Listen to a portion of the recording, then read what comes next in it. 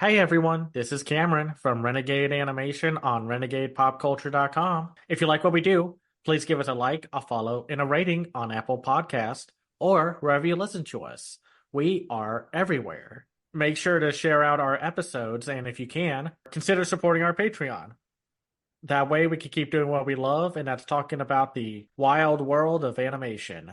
And now, on with the show. What's going on, everyone? Welcome to another episode of Renegade Animation on the Renegade Pop Culture Podcast Network. My name is Mike. I'll be your host for this evening.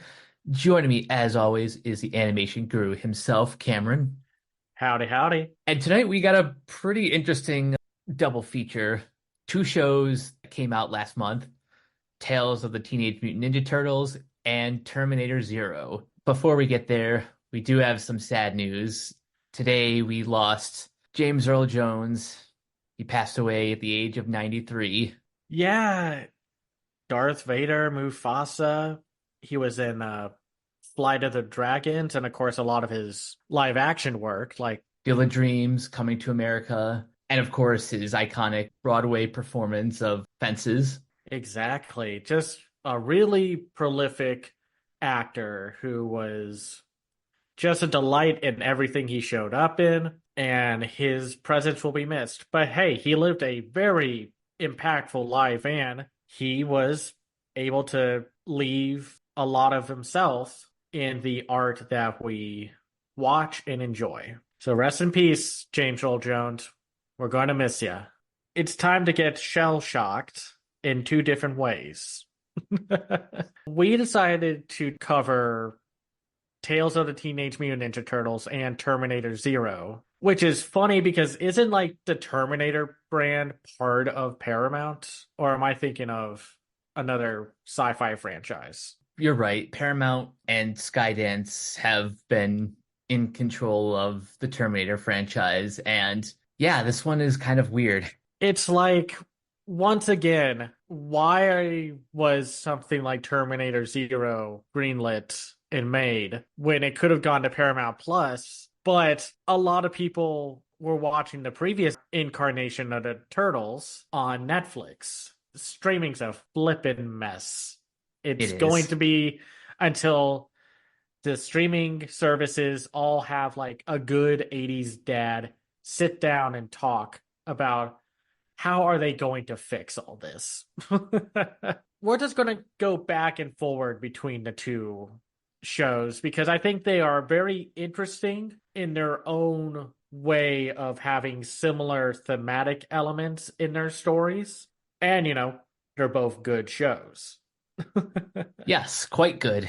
So with the first show, Tales of the TMNT, it's a literal canonical TV series that takes place, like a few months after the main movie? Something like that. And I think the interesting setup for this show is that while it is 12 episodes and they all have their own distinct story within their own episodic release, season one, or if this is just a limited series, I don't think it is. I think we will get another season because it's only two story arcs that feel like they would have been either TV specials or very direct-to-video sounding plots because of just how smaller scale they are. I was actually thinking about that, how if this came out before the streaming era, these two movies that are like direct-to-video tie-ins to what would otherwise been like the bigger theatrical release. I mean, that's how it feels because with the first half of, because it's a direct follow-up of the film that shows us, oh, this happened to happen when the movie was going on, with our first villain being Bishop, who is voiced by Elena Ubach, who I thought does a great job. Oh, yeah. Her whole thing is with getting back at the Turtles because of the whole mutant outbreak that wasn't their fault, but wanting to use machines to take care of them because her experiments and tech were crushed during Superfly's big monstrous wrecking fest. What they do with both of these two arcs is how it honestly reminds me of this moment from the 2003 series where five or so episodes are all dedicated to one side of the story. And that's what they do. One episode focuses on Leonardo, one focuses on Raphael, one focuses on Donatello, one focuses on Michelangelo, and then the fifth one is all about the perspective and origin of why Bishop is as she is. Yeah, go Speaking of ahead. the 2003 series, this version of Bishop is like a gender flipped version of a character who I think was created for the series, Agent John Bishop, who is the leader of the Earth Protection Force. And that's actually a pretty cool deep cut reference for those who either haven't seen the 2003 version or just don't remember any like the details. Right, right. And fun fact for those who recognize Elena Ubach, you would have heard her in stuff like Monsters at Work as Cutter. She was Goddess of Thievery from My End 3. She was Osaya from The Legend of Vox Machina Season 2. And if you're a Pixar fan, I mean, alongside Monsters at Work, you would recognize her as Imelda from Coco. And what's interesting about how they focus on this is you aren't really told exactly why Bishop has it out for them until the very end, and how each of the four turtles go through some kind of growth as a character. I don't want to say that they regress the characters because now they're in a TV series. They're pushing the show forward, but it does feel like they have to take them back just a slight bit in the progression of their arcs and then put them right back where they are at the very end of it, which can be a little frustrating when shows do this after the movies have been out, but it's what they have to do to make the show compelling. Yeah, and also just to give these characters more situations to put them in. It is unfortunate, like depending on how far they push back the characters, but there needs to be more stories for these characters. Exactly. They can't just be like, well, what do we do now? While it's interesting because with Terminator, which is only 8 episodes, Terminator's interesting story decision is it's not following the route of the latter Terminator films. This one is going very much back to the drawing board and making Terminator horror again. Which, yeah, you could technically say all the films in the franchise are somewhat horror based, but the very first one is primo sci-fi horror. The Terminator was essentially a slasher villain that James Cameron brought to life. While the other ones still went, the Terminators were scary, but they were more action oriented movies. They were sci-fi action over the horrors of an unkillable robot chasing after someone. And I think that's a very refreshing change of pace. Oh yeah. Not only do they bring back the horror element, but they also ramp up the philosophy and, dare I say it, religious aspects of why both the Terminators and the Resistance are traveling back in time. What does this say about free will and fate and all of that? And this show has a lot more meat on its bones than you might expect from a spin-off. It's interesting because I was a little worried when I heard Terminator Zero was going to be an anime. Not that, like, because, I love anime and animation. It's actually really cool to see Terminator in an animated form.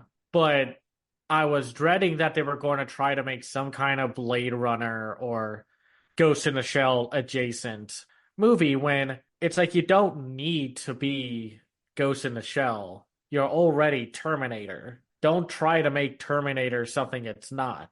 I say that, but Terminator was already dipping into morality and identity with the second movie, with Arnold's Terminator learning to become human, well, human, and protecting John Connor against Robert Patrick's horrifying chase after them. And it finds a way to balance out the horror, the action, and the sci-fi morality questions as it goes through its story, where I think the biggest problem I have with Tales of the Teenage Mutant Ninja Turtles is the fact that it feels like they just took the same template for part one and did for part two. It's another single story that will focus on different perspectives of what was going on around the same time. And when I found that out, I was a little disappointed with that aspect because it made getting into Terminator Zero a little easier because Terminator was just one story continuously moving. They didn't start and stop and then use the same template for any one episode. I was also glad that Terminator Zero didn't have much fan service or callbacks to the previous movies to a degree, but it's not like, oh, we're going to shove an Arnold Schwarzenegger Terminator into the story for no reason other than to have said, wink and nudge.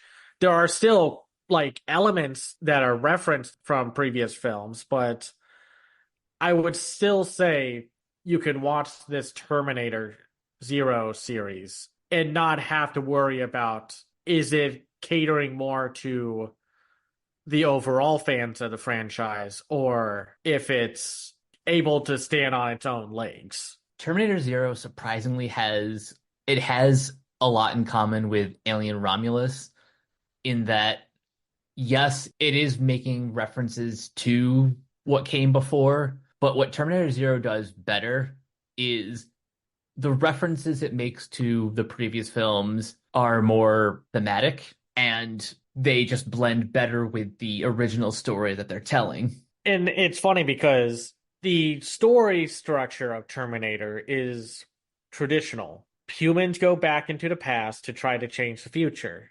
A Terminator goes back in time to try to stop them, or tries to stop something else while protecting a certain human character that could save the world and whatever. Though apparently no matter how far in the future the Terminator franchise is set, you can't time travel with a decent pair of pants that won't disintegrate while you time travel. Sorry, it's just a funny observation. Time travel doesn't work unless you're naked. Maybe it's just, the people making the time machines just want to see naked people. I mean, I get it. They're dying against killer robots. Might as well get your kicks where you can.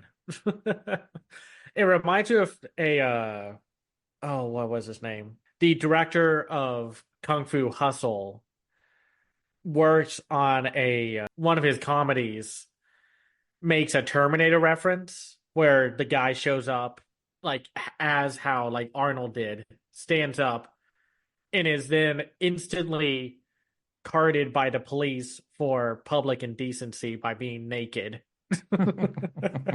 So it's just, man, I wish some of his films were more available to watch because if all you've seen is Shaolin Soccer and Kung Fu Hustle, they're great. But anyway, I think something that connects both of these shows is how, at least for the first half, but it kind of goes into the second half of Tales of the TMNT, is how characters use their talents and situations to deal with either grief and loss or like the feeling of that they lack the power to help people. Like Bishop's whole thing is that she wanted to make like artificial arms and legs for amputees, like her sister who was born without legs. She wanted to use technology to help people, but of course, after a few incidences that includes a giant multi-horse fused leg stepping on her technology, she then goes off the deep end to use her technology that was meant for helping people to then hurt people or, hurt the mutants. where the second half of Tales of the TMNT focuses on the situation of a group of sea animals who are led by a mutated goldfish named Goldfin, played by Timothy Oliphant, which, fun fact, Timothy Oliphant is in Terminator Zero as our Terminator. Another accidental connection. Yeah, it is weird. I mean, I love Timothy Oliphant. That's not the problem. There's no problem with that. It's just, how did we end up talking about two shows that have so many small details connected to one another? It's just funny like that. Goldfin wants to help his friends slash family, Lee the Eel, voiced by Jillian Bell, and Mustang Sally, voiced by Danny Trejo. But he then takes his ambition to cause more harm than good. Where Terminator Zero, our main man of the hour, Malcolm Lee, voiced by Andre Holland, uses his intelligence. I mean, we'll kind of get into what happens, but I feel like if you haven't watched this series yet, we might be talking about a few spoilers. So he's using his technology as a means to help humanity, but it's also as a means to maybe avoid dealing with the grief and loss that he has endured in his life, and how that ambition has negatively affected his relationship with his three children and the nanny that watches over them. And I just think that's kind of, we have animated art that is talking about these thematic elements. It makes for a richer experience than what these shows could have been. I mean, we could have easily just gone like, if this was like the 80s, the TMNT one would have not looked like this. It would have looked pretty terrible with consistent animation issues all throughout. Sorry, that's just what a lot of those 80s cartoons were. Slapped together with gum and the cheapest tape you could find, and hoping that they were entertaining enough for you to ignore all that. Or the Terminator, golly, that just reminds me of how many times 80s movies were turned into cartoons. Mm-hmm.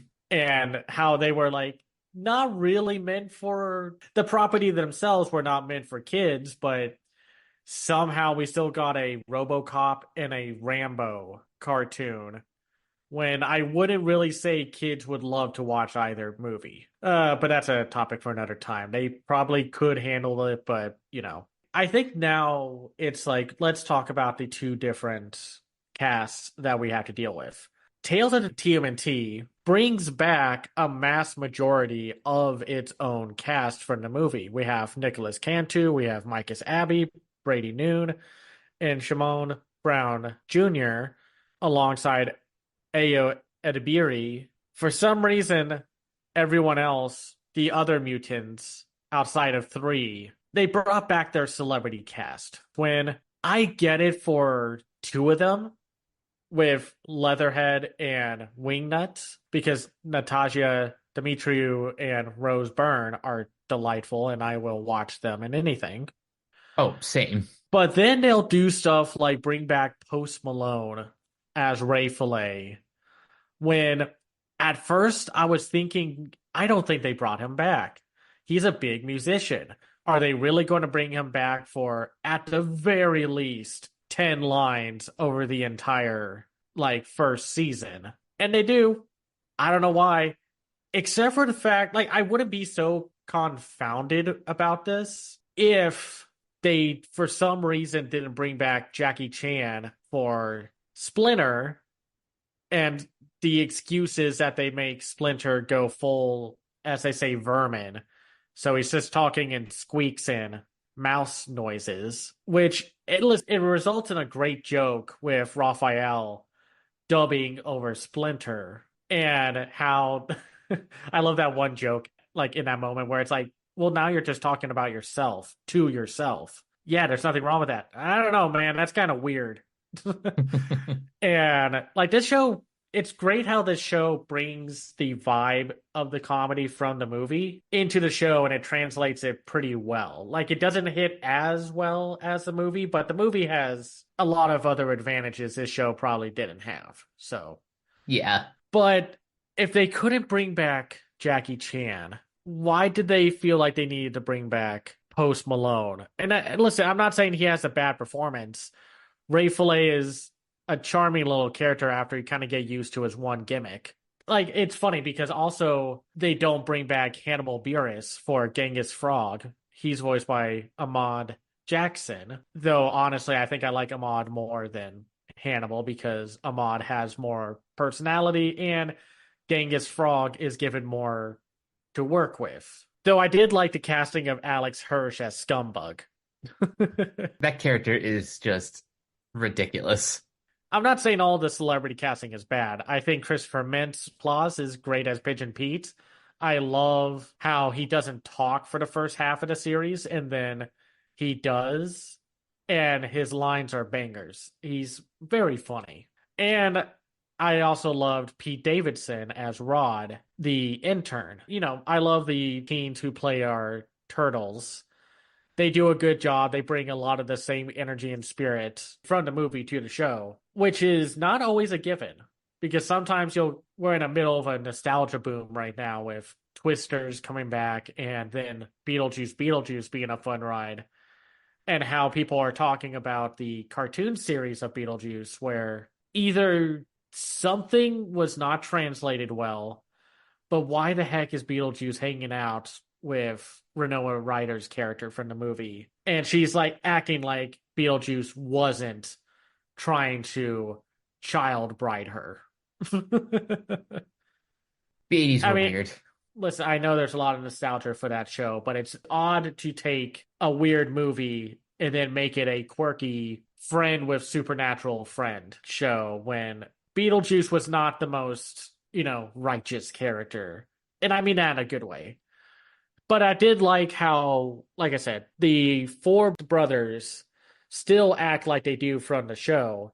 They even build upon some of them, like Raphael with his anger issues, which I know some people kind of questioned from the movie, where Raphael seemed pretty okay and not a ragehead. But here, they build on that, and Michelangelo takes his more passive approach to everything and is put to the test when he's pretty much has to deal with Rod from Pete Davidson's character. And it's a good way to keep building upon these characters we already know and making them more interesting. Now, if they bring any of this show into the next movie, we don't know. We'll have to see. I hope they do because most of the creative team from the movie also worked on this show, at least like producer. But I hope the next movie continues, maybe not directly referencing characters from the series, but at least referencing like the growth that they underwent. I do think the idea of separating the turtles for like their own little adventures was a good story idea in terms of forcing the characters, no pun intended, out of their shells. It was a good idea. That's what I like about this show. It's not just the four turtles fight a mutant or whatever. It's constant character development. Even if I still found it kind of repetitive, it's like when a 12 episode anime series comes out. And it's funny because I finished watching Fairy Ranmaru and I was flabbergasted with that show, with how it was essentially doing the same format for 12 episodes straight. And it got tedious, but that's because that show doesn't have the substance that these shows have. So, things can always be more middling. So now, to be fair to my criticisms and nitpicks about the casting and Tales of the TMNT, Terminator Zero has some odd casting decisions. For the most part, it has well-known voice actors. There's Sumali Motano, who y'all would know as Sherry McGee from The Ghost and Molly McGee. Like, there are other voice actors like Ann Dowd, Vanessa Marshall, Julie Nathanson, and Thomas Bromhead, along with Fred Tatasciore, Nicholas Royal. But it's like they said, we gotta have some celebrity casting for this.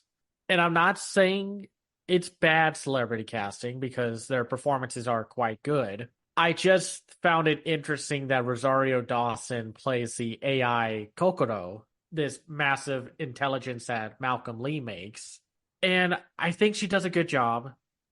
I also wonder if they just couldn't have gotten a voice actor because she has the same cadence in brevity as some other voice actors I know that could have matched it. And as much as I love Timothy Olyphant as a Terminator, he doesn't talk a lot. Not that I wanted a chatty Terminator, but it's odd to hire such a big name for at most 10 lines. At least Timothy had more to do in Tales of the TMNT, which justified his casting. I will say, I like his performance in both shows. I think they wanted someone who had a particular menace to his voice, but not anything like over the top, something dangerous. And I think Oliphant brought that to his Terminator role. I agree. It's just going to, fuel the whole why do we keep casting celebrities? Even though if y'all come at Pluto and telling me that you don't think they needed Keith David, I will fight you. But they also had some other actors who are doing their first time, like with voice work with Sonoya Mizuno, who most would know from Crazy Rich Asians or House of the Dragon as the resistance fighter Aiko. But it's like, I think I like, well, I don't know. I think I just kind of flip flop with how I prefer the casting done with both shows because on one hand, I think TMNT has more flippant celebrity casting. It's just like, why did they need to bring them all back? But they have more substantial. Where you left off about the voice cast. I actually really do like the cast in both. I think Andre Holland does a really good job playing Malcolm, and the conversations that he has with Kokoro, I found just very fascinating. I wasn't expecting show to go this deep into the philosophy of humans and artificial intelligence, but they handle it in a very tasteful way. They do. I found myself like I think what works about both shows is that they have compelling narratives. You understand why they did as they did. Like you understand the actions of the characters. There's no like, well, that doesn't make any sense. That absolutely doesn't work with what you were telling us before and now. With Terminator Zero, I really liked how it built up on its twists. And I remember when the Terminator Zero cast is a little weaker than the TMNT cast, but Terminator Zero had a bigger uphill battle making brand new characters. And I was almost not there Misaki. because I thought she was. It's a challenge to write a character who feels like a withering flower, like very complaining, weak, not really wanting to cooperate with the story as it keeps going. But I loved the twist of what you find out about her and how the sudden shift of just like, oh, she's now on board and she becomes a way more interesting character, which then drops another twist about her and Malcolm Lee and their whole dynamic. Like, honestly, the more I'm thinking about it right now as we talk about it, I think Terminator Zero had the better story, but they're both offering different kinds of stories.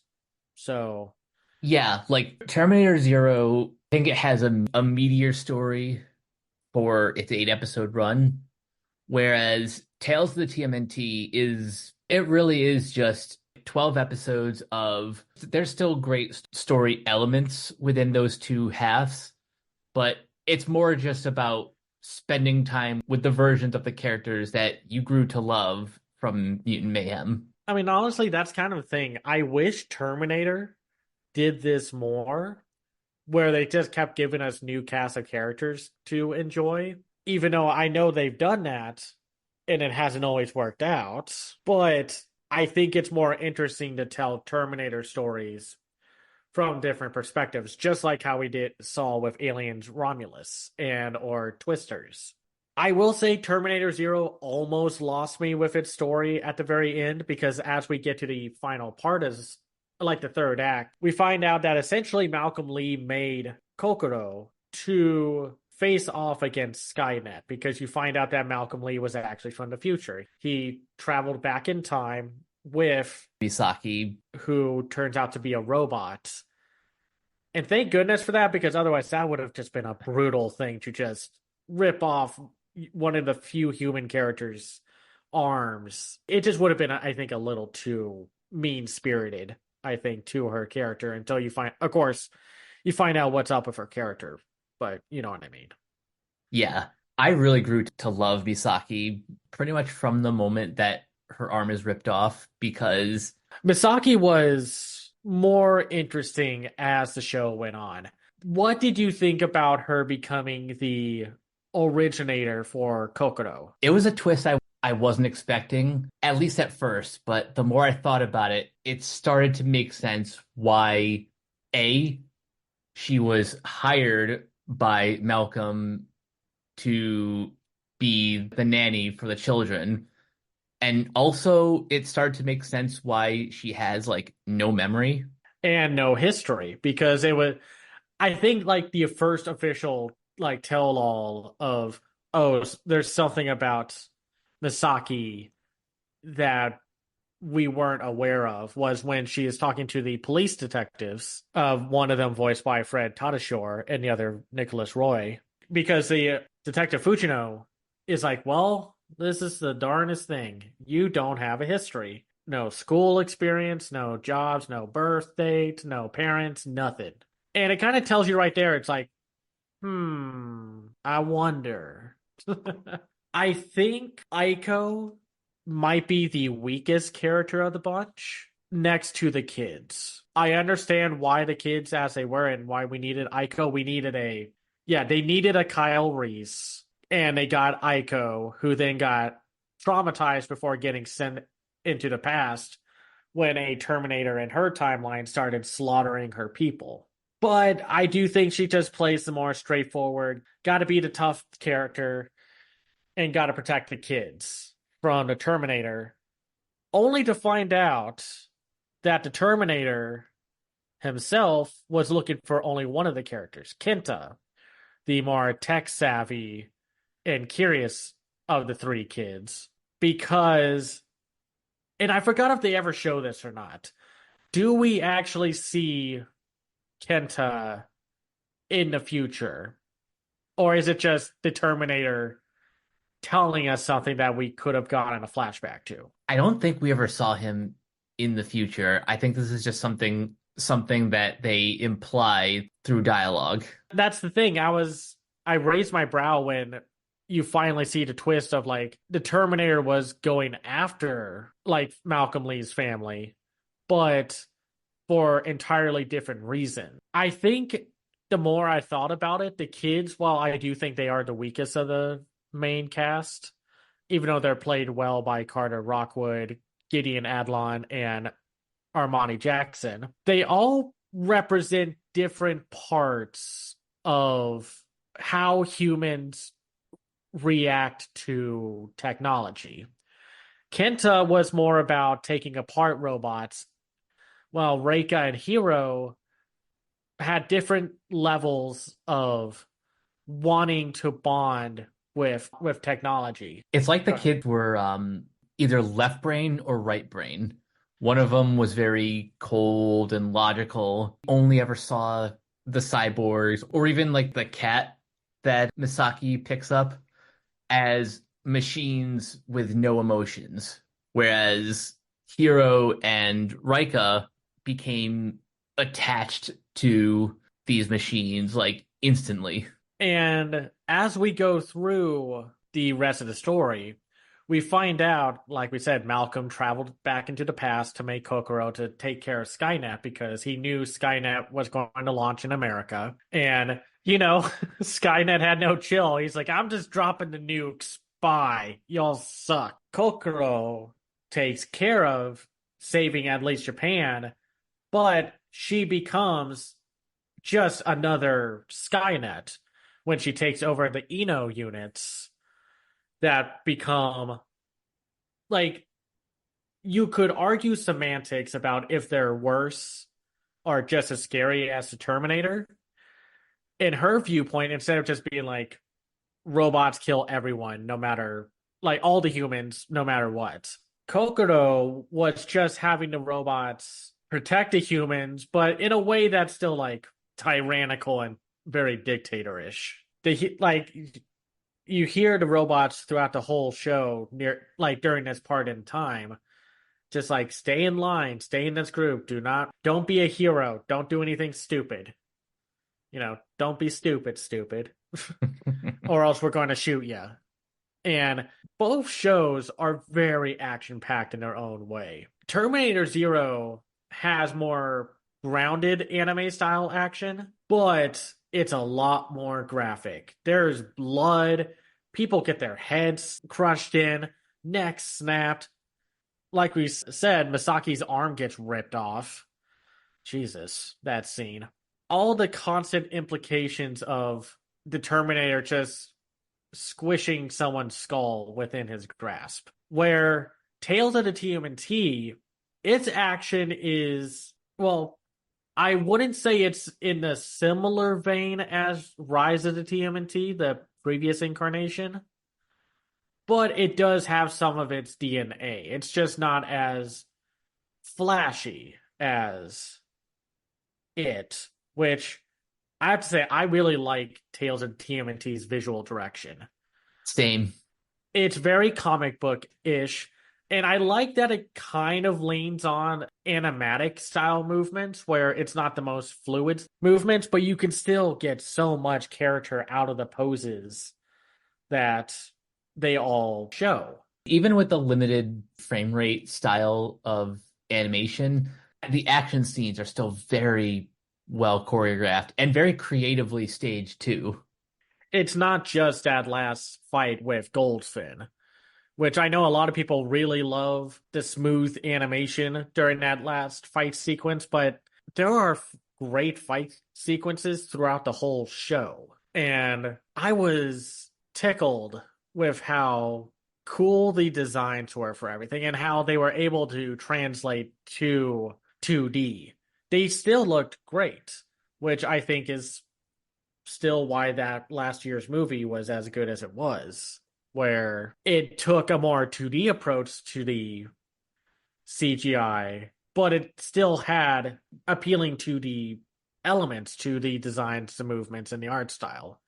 And they were able to translate it here into a 2D form where I'm glad that they didn't try to do a CGI show with this one, because unless they were going to pump out arcane levels of money, it was never going to look like we are not going to have a typical CGI cartoon series looking like Arcane or Mutant Mayhem anytime soon. The best example of why that will never happen is, now admittedly I haven't touched the holiday special yet, but just looking at screenshots of the bad guys and the first holiday special, it's like, yeah, we know we can't replicate that for a television budget. Makes you wonder why they couldn't have just made it 2D. I mean, that's the thing with DreamWorks. It feels random what they're willing to make into a 2D series out of and what they're willing to do a CGI series out of, but that's another topic for another time. Terminator Zero has more of a traditional anime look, definitely because of with its help from Production IG, with the animation looking as good as it does. I mean, it's Production IG, they look great. They have a more like American anime look. Like you've seen those like anthology films that were getting released like left and right during the late 2000s, early 2010s. Hmm. It's like like if you watch Batman Gotham Knight, the visual look for this one looks like it came right out of that one. Like not the Studio 4C shorts, but some of the latter ones, like the one that had like the Death Note. Didn't Production IG actually do one of the shorts? I think they did. Let's see here. Yeah, they did the second one. That's what I thought. Yeah, Studio 4C, Production IG, B Train Productions, and Madhouse. But I think Production IG was the right choice for this Terminator adaptation because if they were going to go the route of horror, they needed a studio who was going to make this work. I will say, as a slight side tangent, New Frame Plus put out a new video about the over animated animation of this one game and how it talks about how some art styles work best for certain projects. Some eccentric animation works well for one project where it doesn't work in another one. Here, I'm glad that they didn't try to get like Studio Trigger or Science Saru to make the Terminator show. Yeah, that would have been too jarring. And as much as I love the Cyberpunk Edge Runner show, at least that made sense for Trigger's sensibilities because those characters kind of had their flavor that mixed well with that style. This, for Terminator Zero, you kind of needed to bring that flavor of, we've mentioned these before, a lot of those OVAs from the 80s and 90s that were very generous with their violence and darker themes. And how they were able to have main characters who looked like they actually had chins and were in their 30s. Yep. What did you think about the twists in the later parts of Terminator Zero? Because Malcolm comes back, he basically makes Kokoro to combat against Skynet, but that then just makes its own dark timeline situation. And at the very end, the most important character becomes Kenta because they are about to essentially turn on a giant EMP to take down all the robots. But it becomes this moral quandary of will doing this make Kenta any better than the Terminators and Skynet that are trying to kill all the humans? I don't think this show was going for a pro AI thing. No. I think it was more going for the future that the Terminator comes from has a harmonious collaboration between humans and Skynet. And essentially, Kenta does not turn on the EMP. So I think it was interesting. I feel like I need to rewatch the last few episodes again just to see if I fully gel with it or not. Because I kind of left like, I don't know how I feel about the ending. I think the ending might work better on a rewatch or even just the entire show because once you start to piece together the puzzle pieces of those like reveals in the second half, it kind of makes where the story begins that much more interesting. But specifically for the ending, I don't think this show is pro AI as it is just kind of another example of an anti-war story that just happens to feature artificial intelligence. It's interesting how it unfolds its story because some characters do die, and the ending itself is more nebulous in the sense of it's neither good or bad, but they won't know the consequences of their actions until the future. Because there's this whole philosophical speech from the elder from the future talking about how the Terminators were not going back into their pasts, they were making another past and another future for them because of how one action could lead to an entirely different set of results. It's like that movie Sliding Doors. What happens if Gwyneth Paltrow's character makes it to the train? And what happens if she doesn't? I at least like the ideas that they were offering for Terminator Zero. I think it's more interesting to see where the discussions go, instead of just being like, well, Terminators are automatically bad. But I think it's shallow reading to say that this is pro AI. I mean, granted, I know we're in that time period right now where we're trying to tell studios to stop replacing everything with AI, but this isn't a pro AI movie. Not in the slightest. Whereas Tales of the TMNT plays out more like a traditional TV series, where Terminator Zero was more of an 8 episode miniseries. TMNT ends with, of course, them saving the day, with some lingering like threads that could be picked up within season 2, or could lead into the second movie. But we'll have to see. I'm glad that they didn't kill Goldfin. I mean, do not waste your Timothy Oliphants. No, you keep them around as long as possible. Exactly. I think it had more compelling story beats in the second half. I liked seeing like Michelangelo essentially having to deal with an immovable object with Genghis Frog, because Genghis Frog just really did not get the vibe of what Michelangelo was telling him about. And I like the purple dragons. I mean, that's what they were called, right? Yeah, the Purple Dragon Gang. And I liked Hun and Angel. I thought they were very funny characters. And it was funny to see them as it's like the Foot Clan's not around yet, or at least not yet. I mean, glimpses of it for the future movie and such, but it's fun to see a street gang not be the most cohesive organization, like within the crime-riddled city of New York. They had very small scale plans and goals. And Hunt just wanted to, protect the animals. I love that about his character. Once again, TMNT does not bring back, I mean, outside of its movie based mutants, any other returning characters so far. They did the Rise of the TMNT thing where they introduced new characters. I loved the CN enemies that only spoke in adverts, like slogans and such.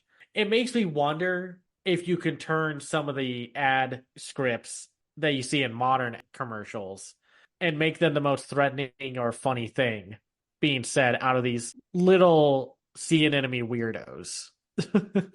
Those scene enemies had just some of the funniest moments because nobody could understand what they were saying, especially that construction worker who was trying to take down one of the walls in the sewer. Yeah, he's just constantly haunted by the CN enemies and being like, I have no idea what you mean. I like that while the show still has elements from the original series, they're still branching out and expanding upon its universe with new characters. It's like how in current and like more recent Ultraman series, they still have to make new monsters. There's a lot of charm and fun with bringing back old favorites, but you still want to give people something new. The East River 3 is not a name that it's not as recognizable of a name as the Purple Dragons or Leatherhead, Wingnut. It's cool when each iteration of an iconic IP it creates something new to that leaves their own fingerprint. Exactly. And that's really what I want to see. If we're going to keep getting intellectual property driven shows and movies, I want Hollywood, or at least the execs who think they know what they're doing but they don't, to step back, let the actual artists work on these shows and movies. Let them take the intellectual property and make it their own thing. We saw that happen last year a lot of times. Spider-Man, Barbie, and well, anyway, that's my point. Do not be like, we need more IP driven stuff. No, we need more artistic driven stuff, whether it's IP or original. I hope we get to see more of Tales of the TMNT before the next movie. I would love to see them with more characters, and I wonder if they were saving Bebop, Rocksteady, and oh, what was the gecko's name? Mondo Gecko Yeah. for season two, and I wonder if they will throw down the money to bring back Paul Rudd. I don't think they will, honestly, but we'll have to see. Something that I want to see between now and the second movie, if we're getting anything at all, I want to see more frivolous stuff like a holiday special or just like more like short subject adventures. Something to hold us over till October of 2026, if that even is the date that they're sticking with. Yeah, we'll have to see. I want to see more one-off stories next time. I mean, I love these where the story-driven stuff ended up, but I want more one-off stories. Just because I want to see more creative situations that aren't reliant on one overarching narrative. Like, I just want to see some filler. Okay? Like, I kind of want to see somewhat longer seasons. Like, bring it back to like at least 15 episodes and let there be some breathing room between. I think that's really my biggest issue with Tales of the TMNT. It's just two long stories. And they're good stories, but they're still just two stories. When TMNT has built itself on having both story driven episodes and fun episodes to have, just for the sake of introducing a new villain or throw them into a fun situation. Yeah, exactly. TV in the streaming age has kind of forgotten how to be TV. Everyone wants to be the premier prestige TV. I wanted to go back at least a little or find more of a compromise between being prestige-ish or and let the characters live in their world. For Terminator, I don't want there to be a follow-up to this one. I think it'll be fine on its own. Let the universe solve itself with that ending. I think I would like to see Terminator get the love, death, and robots treatment. Ooh, Get yes. a do an anthology series where different people get to tell their own Terminator story. Like, hot take, my favorite Matrix movie is the Animatrix. Not just because it's animated, but because they do things by telling distinct stories within the world of the Matrix. I was thinking about other ideas for a Terminator story, and kind of similar to how Predator did something like Prey a couple years ago. What if we got like a steampunk Terminator? That would be wild. Have Terminator show up during the Civil War or something like that. I would like to see Terminator in a different timeline. I'd be down to seeing how that works. And that's really it for this episode. I really like both shows. I don't think either of them will be number one in my ranking of shows from this year. They're hovering around the top 10 area. I might keep Terminator Zero in like somewhere between the top 5 and top 10, but both of them are just my point blank, yes, I recommend these shows. I agree. I think if someone asks, like, do you recommend this show? Yeah, I'd recommend it. I don't have like an asterisk next to either of these shows. It's just if you like the earlier Terminators, you'll like this show, this limited series. If you loved Mutant Mayhem, you're just getting more that hopefully y'all are actually supporting this time around.